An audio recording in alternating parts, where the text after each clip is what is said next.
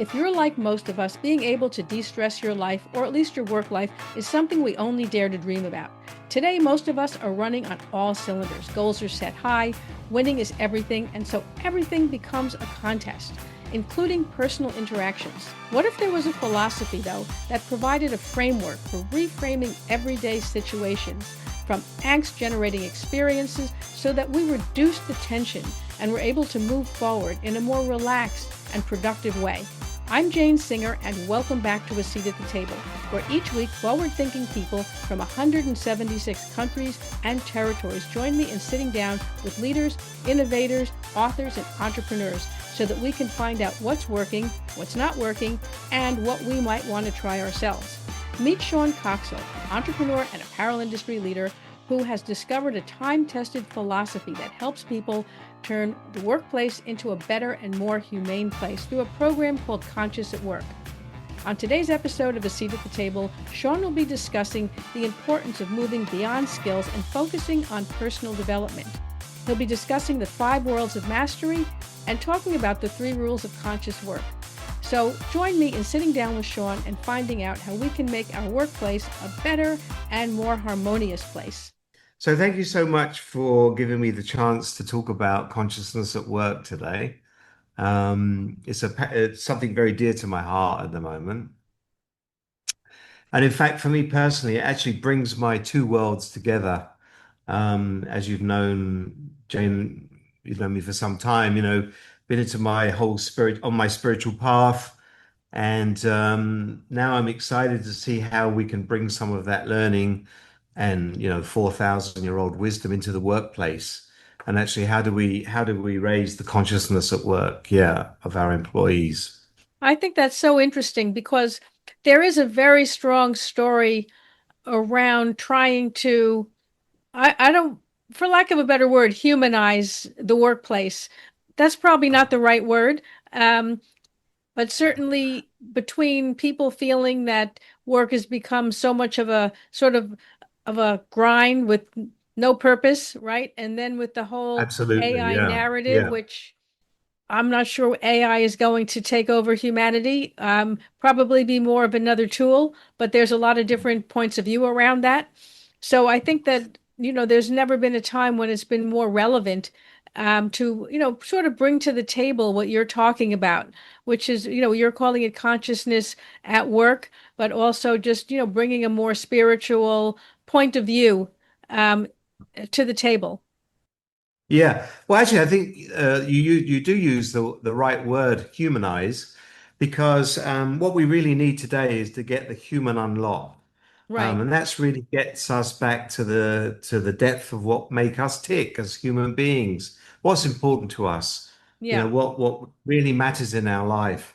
If you ask the average person, what's important to them, they will never say work. They'll tell you, family, holiday, sister, brother, their handbags or possessions, and yet they spend all their time at work, right? So if we don't teach people how to have a better time at work with better relationships and better success, then perhaps they're going to find it difficult. And also, when you teach them that at work, they can take it into their home life as well. And in today's changing world, it doesn't really matter what nature of business you're in. Success and improvement in profitability really shifts from just having a strategy or a vision. It's the people that will make it happen. So that's really what we're trying to do here is we're trying to help, organizations and the senior team really understand that if you can change the consciousness of your people, then absolutely you can improve your business. Um, so, it's a self-mastery driven approach to organizational transformation. And we really focus on 5 sort of worlds of mastery, 5 modules. Mastery of challenges, mastery of communications, mastery of time, which is really energy, Right. mastery of money, and mastery of leadership. So we go quite deep into all of those topics, and we use the wisdom of Kabbalah and the Zohar, which is 4,000 years old Mhm. and proven to actually, to help actually improve all these things. So I'll give you an example. We use a lot of techniques and skills within those modules. So if we talk about challenges, as individuals, we have something called our own internal bat. Bats animal lives in darkness and is afraid of light. And in our own lives, quite often we have a lot of challenges that we sort of are scared to tackle, maybe conversations with people that we don't really want to have because we think they might be difficult, or things that we need to change in our life. And we let them fester. And quite often, we then have difficulty in dealing with them because we don't face them.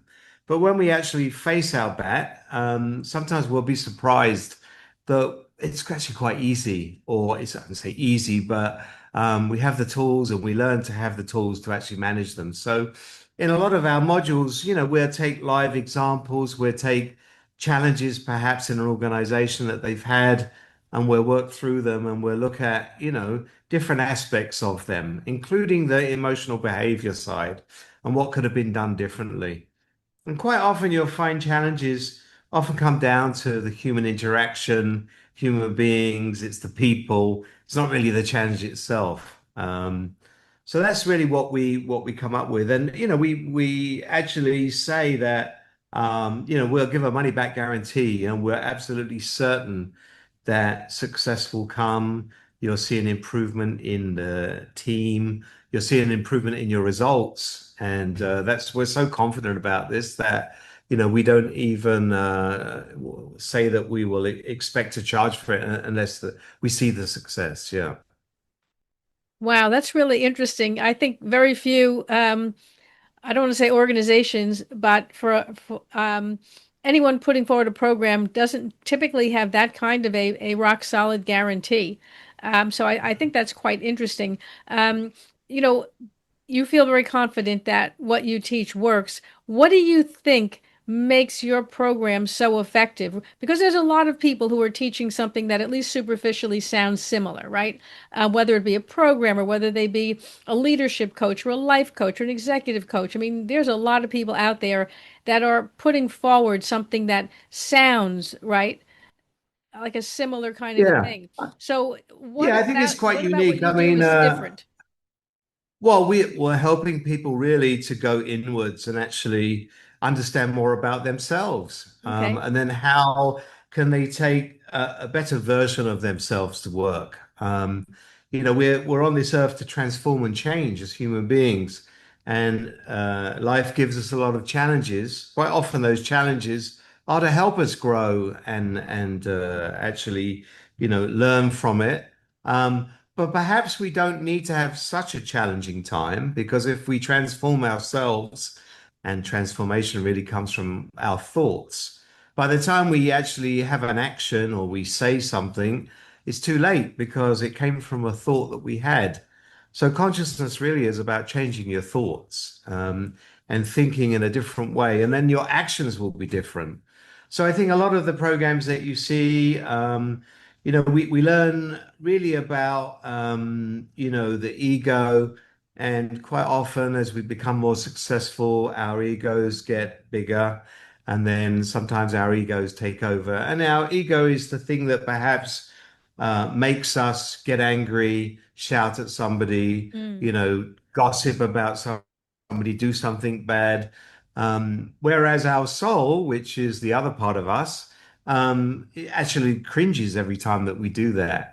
So when we become more aware of our actions through our consciousness, perhaps we can restrict our bad behaviors and maybe not shout so much, not get so angry.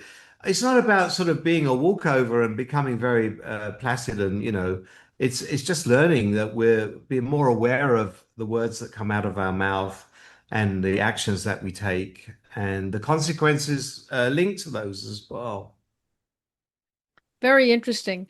In a sense, if I'm hearing you correctly, you're really teaching people to think before they act, to be a little bit less reactive and a little bit more measured in their approach to things, to sort of, if they feel triggered or if they, rather than just exploding or saying what comes to mind, just like, okay, let's take a pause, right? Let's cool off a little bit. Let's think it through, rather than yelling maybe or really coming down hard on this employee.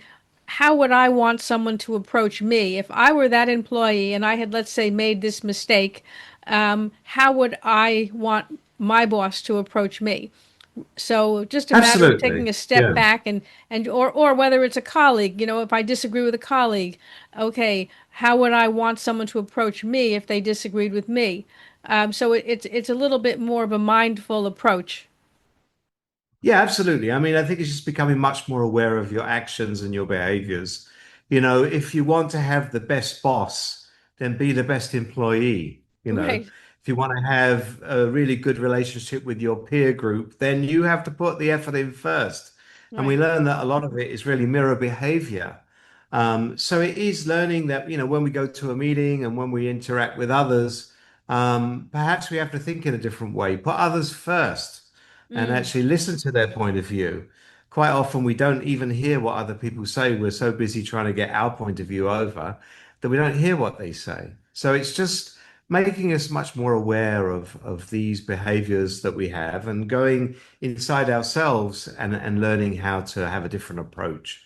And it all comes from, a little book called the Zohar, Right, which is thousands of years old. And really, if you ask me, what does it really say? It's common sense. right, right. Actually, Yeah. if you look at a Practical lot of wisdom. these things, very practical. A story from another student, friend of mine, which is more of a personal story, is that she lives in a very big family and she's been having relationship issues with her husband, sort of separated at the moment, and she has to go to dinner with her husband and her mother-in-law. Mm. And her husband, she uses the word gaslights her in front of her mother-in-law, and she gets very upset. So we said to her, "Well, why'd you stay? Why Mm. don't you just get up and walk out?" And she started doing that. And she feels so empowered because now, if she goes with them and they start, she doesn't stay. So they actually don't start with her anymore. Oh, that's And then we good. explained this to another student, and she, oh my God, I live with my mother, and my mother does the same with me. Every time I sit in the living room with her, she starts screaming at me. So we said, well, don't sit there, get up and walk out. And, Yeah, it's simple tricks that help people to really learn, how they can be more, in control of their emotions and their right. behaviors. That's a very simple trick, but I mean, it just shows you, right, how something so simple can have such a big effect. Yeah, absolutely. And it's something that you can do that's really not confrontational, that's not like harsh words that you can't take back and then you're sorry that you said that, or you know, Absolutely. any kind of Yes, the kind of thing that people do when they hit their breaking point and then they're sorry that they let things get that that's far, right. and it's very hard to undo that damage. Whereas, like you're saying, if you just do something that's sort of quiet, but it gets the point across, like if you're going to talk to me like that, I will not sit here. I'm not going to fight with you, and certainly I'm not going to have a public confrontation, but I shall remove myself from that situation. And therefore, you can do what you want to do, but you will do it without me. Yeah, I mean, we learn also, like, if we're in a confrontational situation, it's very normal for, if somebody gets angry, for us to get angry back. So we Yes. learn, how do we pause? How do we almost, like, imagine a spinning, invisible disc in front of you that actually stops the confrontation. You pause, you breathe, and then you're able to have a different response, perhaps, and maybe you can diffuse the situation so that we don't get to the point where you have a heated argument and then, like you say, everybody's sorry after, but we get to the point we don't even need to get to needing to be sorry. So we have a lot of experimental workshops, like I say, where we're choose a challenge and we're dissect it, questioning Mm, both the physical and the emotional learnings from that. We then offer private coaching with a senior team, where they can anytime, message, WhatsApp, call, Zoom, whatever mm, they want, where they could discuss something. And then during our teachings, we would have a monthly update where there'll be personalized action plans. What are we going to do? And then we'll review those the next month. And then we, as I say, expect to see an improvement in the team or in the results Right. very, very quickly, actually. Yeah, yeah.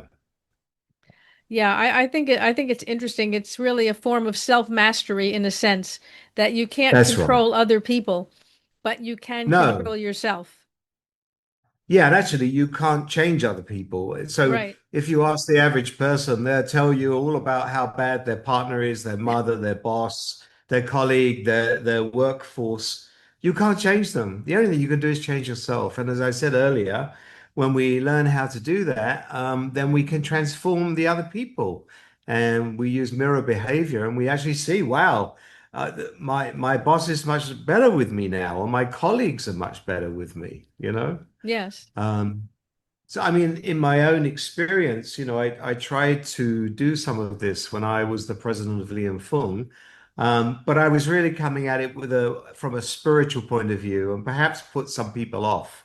So I Right. think the beauty about what we're doing now is we're using words that are much more relatable. We're looking for results, and we're teaching people the mastery of, as I say, things that are very useful in business, whether that be leadership, communications, challenge, etc.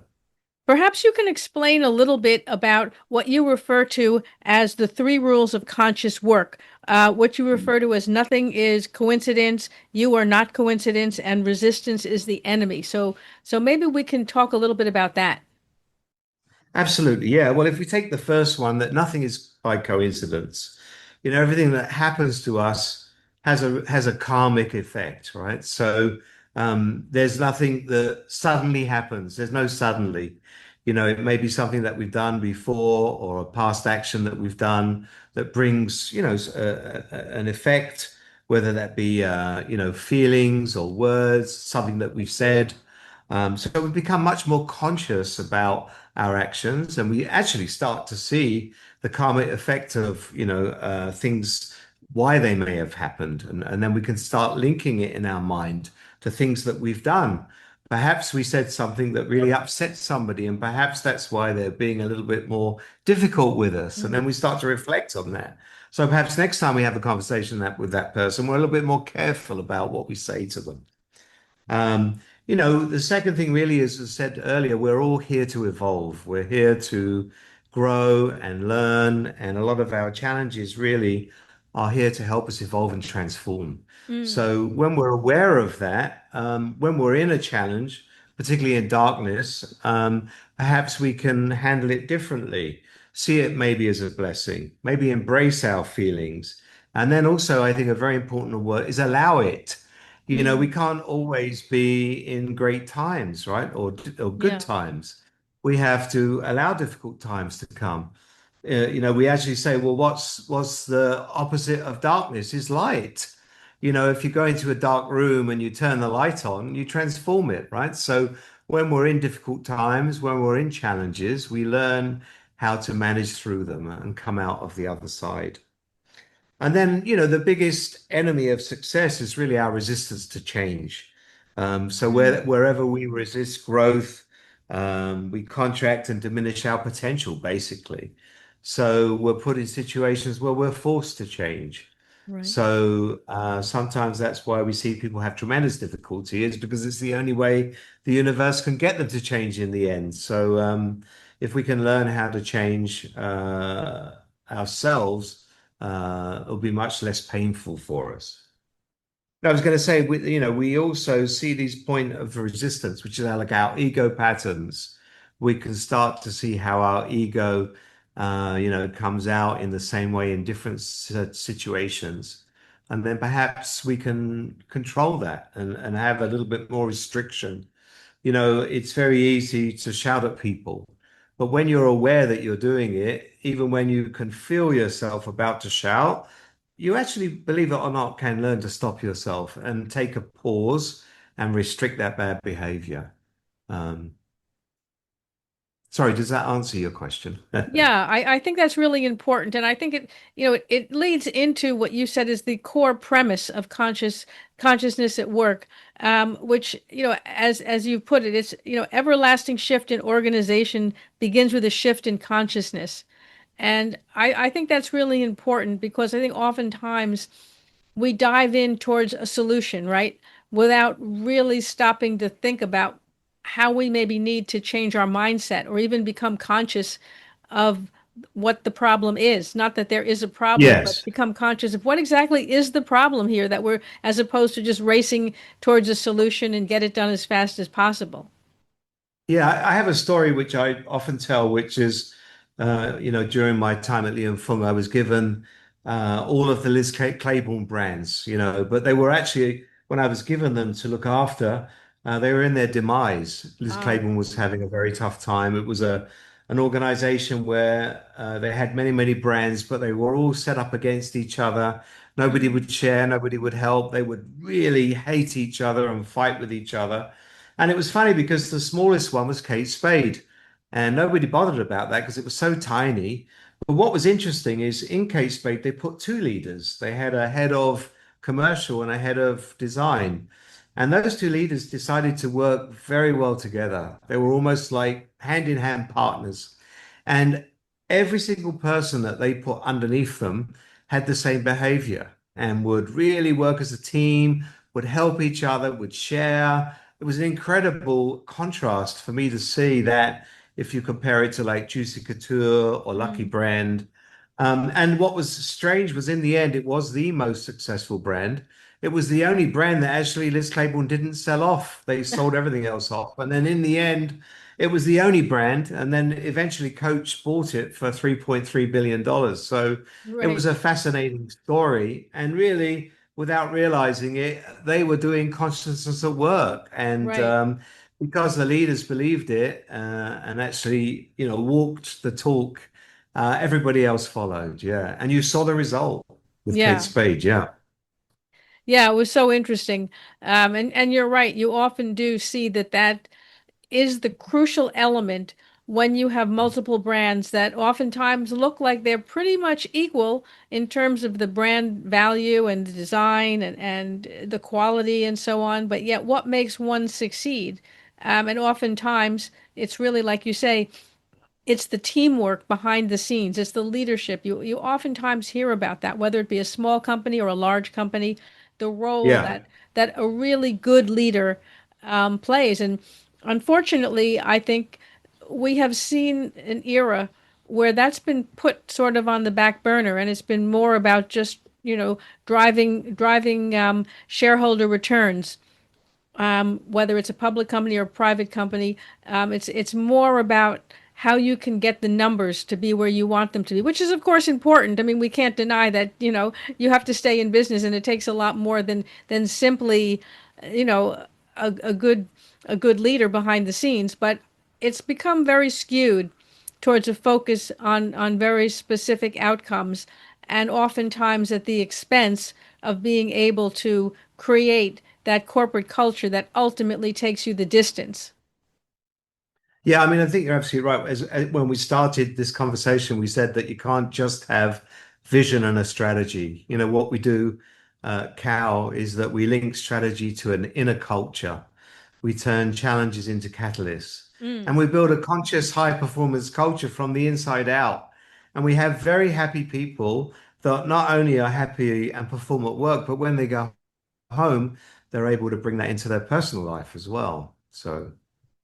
Yeah, well, you're absolutely right about that. Once you've developed those skills, it's easier to bring them with you into other situations. You almost become, I don't want to say reprogrammed, that's not really the right way, but you've trained yourself up to respond in certain ways, to be able to be less reactive, to be able to put things into perspective. And when you're doing that all day at work, it's easier, at least when you get outside of work, Absolutely, to yeah. continue that behavior pattern.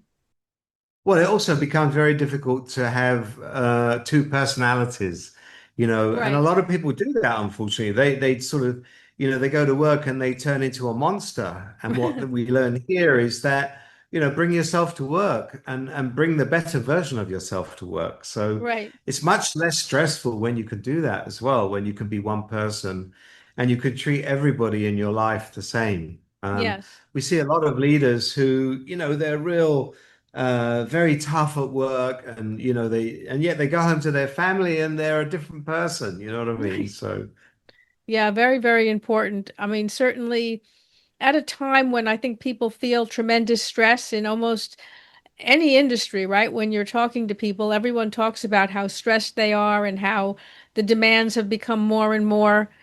To be able to have that self mastery, and whether you be the senior leader or whether you be a mid-tier leader or maybe you don't really have much leadership at all, the skills can be brought forward into how you approach your work and how you frame things so that it's works better for you.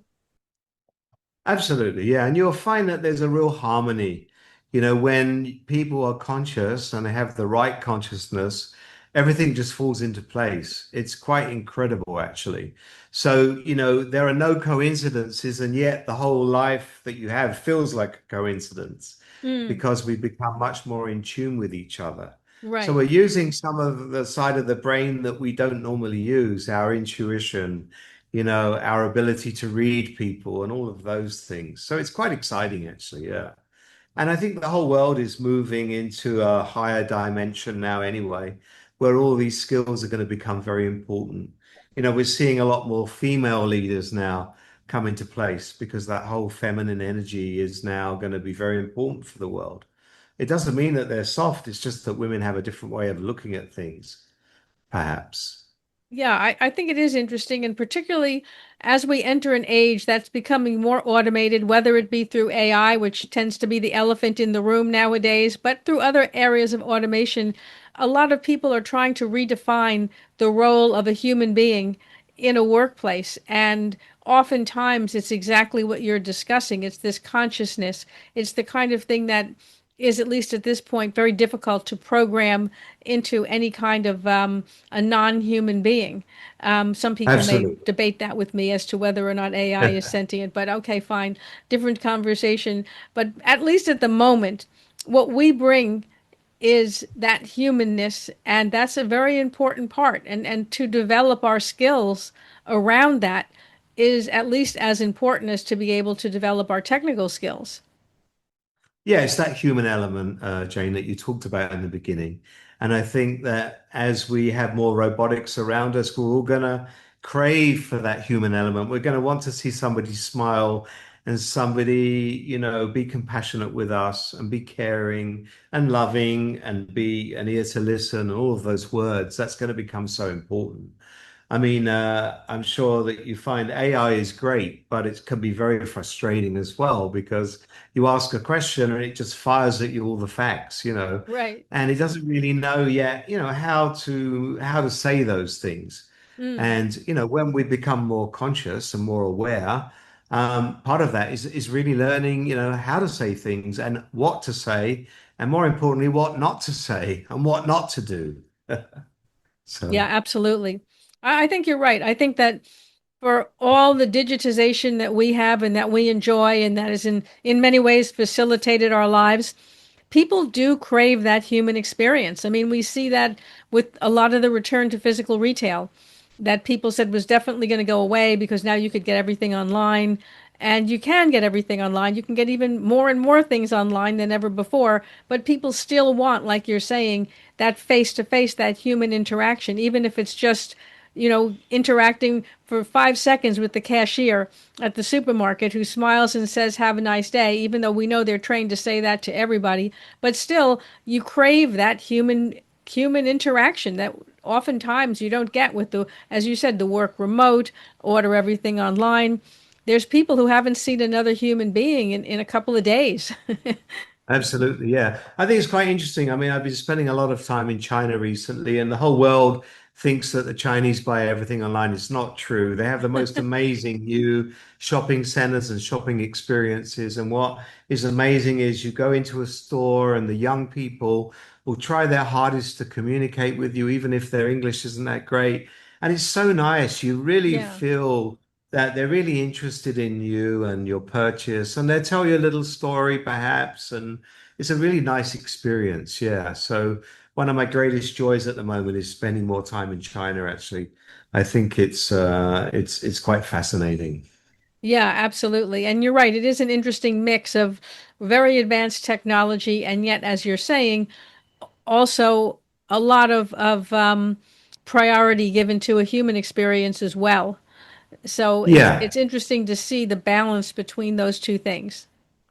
Well, if you look at the Chinese, they're also combining it. I mean, if you take Luckin Coffee, which is an incredible Yeah, company, it's completely AI driven. You order it on the app on your phone. But for example, it's all in Chinese and they're opening in Hong Kong. I don't speak Chinese, but they have staff in the store. So I go in and they help me order it on my app and they smile right. at me and then they pass me my coffee and it's half the price of Starbucks. And in fact, the beans are better, you know?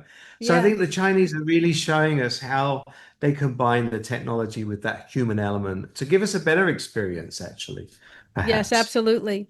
Absolutely. Really, it really comes down to that. It really comes down to that total experience, facilitating those things that really don't have a very experiential aspect to them through automation, digitization, and so forth. And then understanding what things really matter to people and investing heavily into the person to person experience within Yeah, that sector. absolutely. Yeah, and we learn also that the more that we become aware of our actions and the more that we think about others, the more beautiful world that we're going to have ourselves, you know. Yes. One of the things that we teach, which is quite a simple thing, is when you first start off, you know, make way for others, let other people go in front of you. So if you're driving a Mm, car, for example, or if there's people trying to come out, let them out.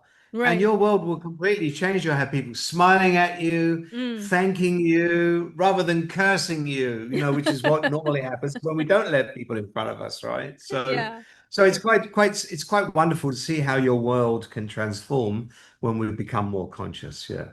So Yes, absolutely. I mean, I think all of us really could do with a little de-stressing. And like you said, who cares if you're, the first one to turn the corner or the first guy to get off the bus, right? You beat two other people, getting off a train because you pushed instead of absolutely. holding back for a minute and letting the guy ahead of you get off. It's like how much of a big win Yes, is that? exactly. And yet And what you'll we see find it is all the the time. universe will then put you in front somehow because that's how karma works. Yeah. And I think a beautiful saying is you can't always have a good day, but you can know how to make a bad day good. And that's what this helps you do as well. Yeah, So you I can like that. transform your day. You can transform your life. You can, if you're miserable and unhappy, honestly, when you start to become more conscious and aware, you can transform anything in your life. It's quite amazing. Yeah. Yeah, I think that's And fantastic.